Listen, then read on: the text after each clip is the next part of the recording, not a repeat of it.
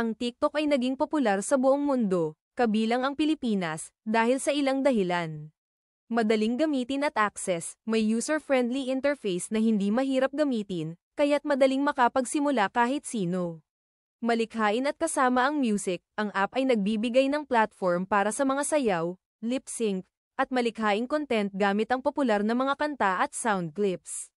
Personalized algorithm, pinapakita ng TikTok ang content na ayon sa iyong mga interes, kaya't mas madali makita ang mga videos na makaka-relate ka. Viral content, madaling magkaroon ng exposure at kasikatan ang mga video, kaya't maraming tao ang nagnanais na maging viral. Komunidad at pagtutulungan, nagiging isang komunidad ang TikTok kung saan ang mga tao ay nagsasama-sama sa paggawa ng mga challenges at trends.